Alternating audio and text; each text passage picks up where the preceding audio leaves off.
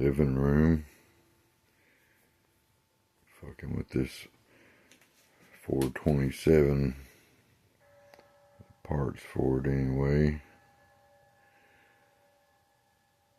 Building these things, you got a whole lot of sub-assemblies. Whole lot of getting shit ready for the big show. Can't just bolt the shit together and hope for the best. Every single fucking piece has got to be gone over, measured, checked. All this shit's balanced. It's fucking well balanced. Every fucking piston weighs exactly the same. Every rod weighs exactly the same. There's the fucking crankshaft right there. That motherfucker will spin like there's no tomorrow. I got my big BPE heads. They're ready to bolt on. I got PSI springs in them and shit. Titanium retainers, locks. All good shit. Freya and Manley valves. 230 and 188 valves. What I'm in the process of doing now is I got the pistons and rods ready to assemble. I got all the even number 2, 4, 6, 8. They're all complete. I got these fucking Spirolocks and things. If you ain't never fucked with them, it ain't nothing to look forward to. Trust me, it sucks. Major motherfucker. But my technique is, which I ain't gonna give a demonstration. I don't have a tripod and shit set up here. There's plenty of videos show you exactly how to do it, but brief explanation. It's like a little fucking spring that's collapsed. You stick your fingernail in there and you pull it out, and you pull it out. You don't stretch it out to where it stays fucking stretched out. You just barely pull it apart to where you can get like one side of it started in the piston groove. And you take your little flathead screwdriver there, and right where it went in at, you gently push down on it and work your way around. You have to go a couple of loops, but it ain't bad once you get them started. And the first one's always it piss you off the most. Things that tear your fucking fingers up, aggravate the hell out of you. But Spirolocks, whoever invented them fucking things, I don't know what he was thinking.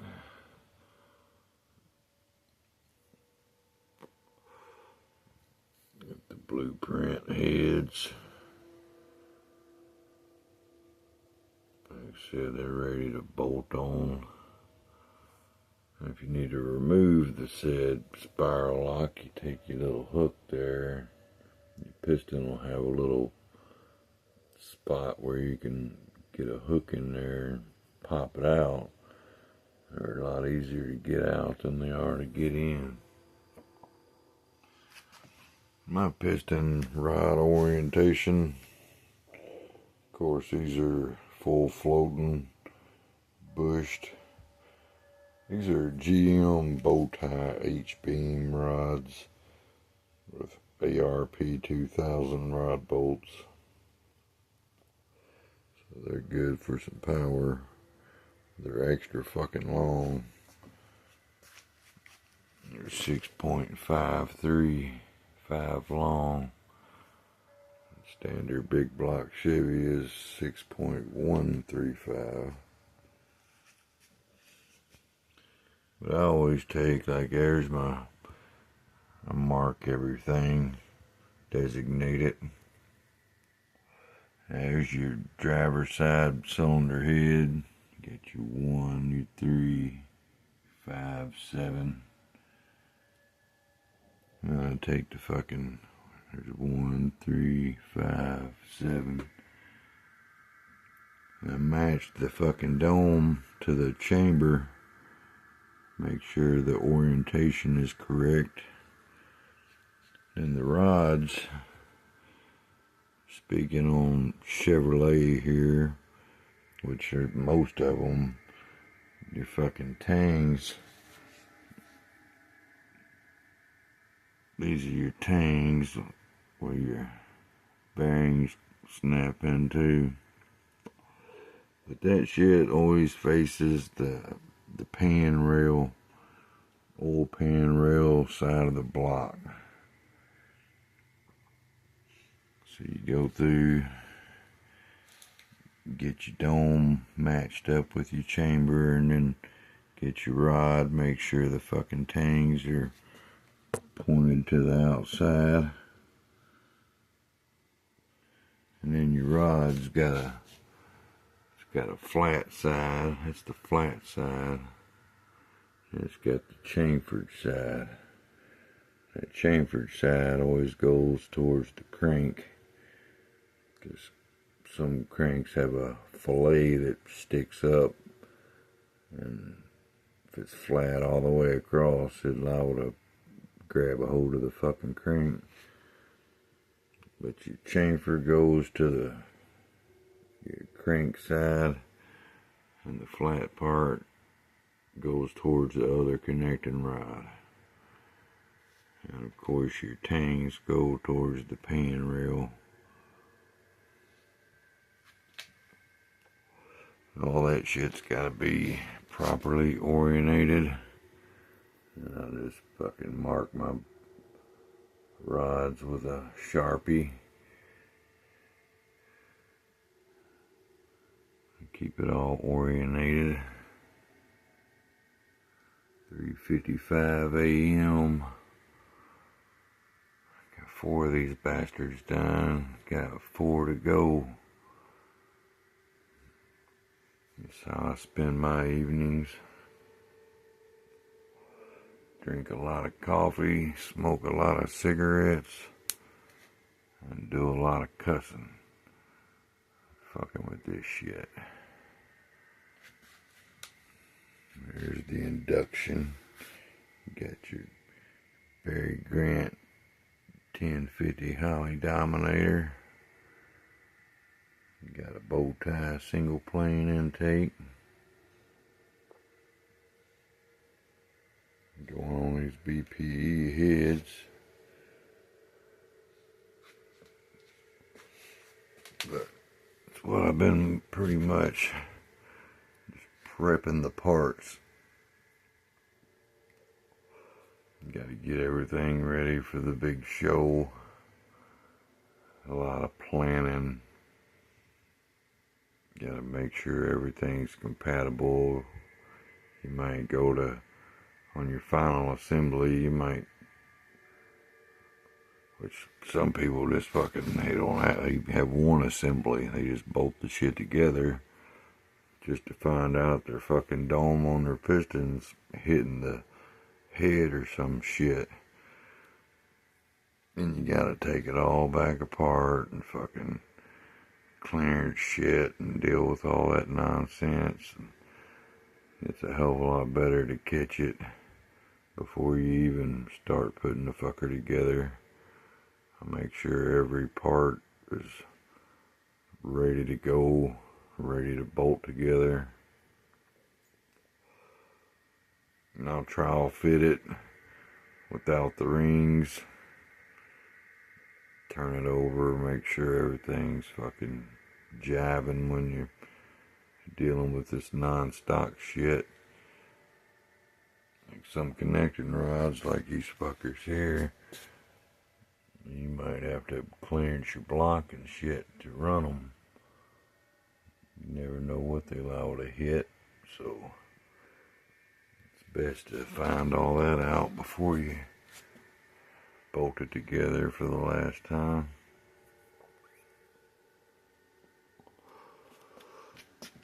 A lot of measuring and checking and fucking making sure everything fits together perfect. I got these Moroso valve covers here. I got a shitload of valve covers for every kind of engine that I'm interested in. I got a hell of a collection of valve covers for every one of them. And Bigblock Chevys happen to be one of my favorite engines. They're undeniably badass. I tried competing against them back in the day, street racing. I ain't talking about the shit on TV, I'm talking about the real world. It was like back in the 80s, 90s. Shit was pretty wide open. There was a hell of a lot less cops. You could go out in the country and have big ass parties and fucking street racing and shit. And people getting drunk and fucked up and raising hell and doing donuts and never even see a cop. Good times. Miss them days. But the old Bigblock Chevys, I started out, first engine I built was a Pontiac. I was into Firebirds and GTOs and shit back in the day. So of course I was interested in Pontiac engines. I still do. I got a big fucking Super Victor for a Pontiac right there I'm collecting shit for. But I'm also a realist. I've built practically every kind of domestic V8 ever made. And you build your hot rod up, you got your badass poncho engine under the hood, or an Oldsmobile or a Buick. You go out and smoke all kind of ass back in the day. Back in when I was active, there was a whole lot of Mustang GTs, third gen Trans Ams and Camaros, and occasional Corvettes, and then you had a few old Novas and late 60s Camaros and shit would pop up. 55 Chevy or something pop up. There was a whole lot of fucking Mustangs. They were relatively cheap. When they sold used, people practically gave them away. They're light and easy to make fast, so. But I tried competing with the Bigblock Chevys and old Novas and G-bodies and old Camaros and shit. And I'd be running a big Olds or a Pontiac or something, or a Buick. I've had a few Buicks also. And I could smoke a lot of ass with them BOP engines, but what always gave me the biggest headache was the Bigblock Chevys. I used to fucking hate them things. I hated trying to compete against them. So, took the old mentality, if you can't beat them, join them. Bought myself a Bigblock Chevy and done the research and built me a monster. And then I could just go out and just fuck with people. I put it in a Malibu station wagon that I had set up like a NHRA stalker. And I'd sandbag. Never would just blow motherfuckers away, because less likely, if you just barely beat somebody, they might want to try again next weekend. They might go do something to their car during the week and come back the next weekend thinking they have a chance. Little do they know that I have a big block that'll turn 7,500 RPM, and I never took it past 5,000. So I still had 2,500 RPM on reserve. But I'd keep a motherfucker on my bumper and just give it enough gas to stay ahead of them. And they'd think, I almost had your ass. But did you? But I'd fucking lie about my engine and shit too. Had a 477. It was a 100 over 454 out of a boat. It had steel crank, 7/16 fucking GM fucking heavy duty rods and shit, and I think I had JE pistons in it, dart heads, dart single plane intake, a 1050 Holly Dominator, 775, 748 lift, solid roller comp cam, which I had a few cams I went through, but that was the one that was in it the longest. But I'd tell people I had a 396 board 30 over with a mild cam in it and an intake and headers, which most people ain't completely stupid, but a lot of them guys running them late model cars with bolt-ons and buy them a Saline Mustang, bolt a Paxton supercharger on it, and they think they're ready to go out and take on the world. But that old shitty looking station wagon, it'd surprise you. Had a little more in it than motherfuckers expected, which it was about 700 horse in all actuality. Got a 430 geared Chrysler, 8 3/4 rear end under it, turbo 400, 5,000 stall. The fucker would hook and book. In drag trim, it could have run in the 9s, but I had mufflers on it and DOT M&H Racemaster, fucking what they called cheater slicks.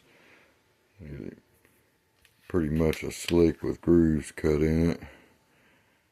I had a 15x8 black steel wheel on the back with rim screws, and a 15x4 black steel wheel on the front with a Moroso front runner tires, like a 25x4. And then the back tire was a 275 50/15 on a 15.8. And then it was just a blue 81 Malibu station wagon. It didn't look like nothing. It was original fucking GM blue. Didn't look like nothing special. Black steel wheels. But when you start that motherfucker up, there wasn't no denying that high compression, big ass fucking solid roller cam, big block Chevy engine thumping away under that hood. I had that shit under a flat hood too. I didn't have no air cleaner on it, because the fucking carburetor was pretty much, You might get your hand in between the top of the carburetor and the hood. But I had a dart intake with a 4500 flange, so it bolted straight to the intake. But it was still a pretty fucking tall engine. That was my first big block Chevy. I've had numerous since. I had a 509 with the tunnel rim. I had a, fuck, were them 291 rectangle port heads. I got off a 69 427. But they were ported out like a motherfucker. It had about a 800 lift solid roller in it. 13.5 to 1 compression. It was a pretty nasty unit. A couple of 496s. I'm building another one now. Several 427s. Several 468s. Even had a 396. But you can make them fuckers. People shit on the 396s back in the day, but any big block Chevy can be made to run. With a big block Chevy, it's more than cubic inches. Because you can build a fucking small block. You can build a 427 small block. You can build a 427 big block. And the big block will fucking walk all over the small block. Because the fucking heads are so much, everything's just laid out better. You got more room to put shit. You try to cram a big engine in a small block, you start running into all kind of fucked up problems. Where a big block 427's considered fucking small this day and age. This unit here, people call them 440s, but it's actually like a 439.3 or some shit. It's a 60 over 427, so call it a 440. But this ain't about the cubic inches. That's pretty much fucking irrelevant. What it is about is the fucking giant cam, the high flow cylinder heads, the 13.2 to 1 compression ratio, the big fucking single plane intake with the big Dominator, and this fucker will turn high RPMs.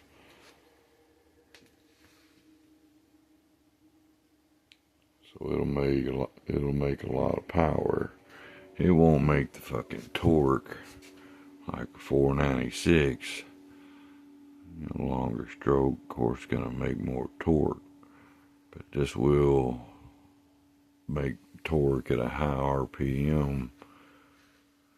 I'll probably put about a 5,000 stall, 5,500 maybe.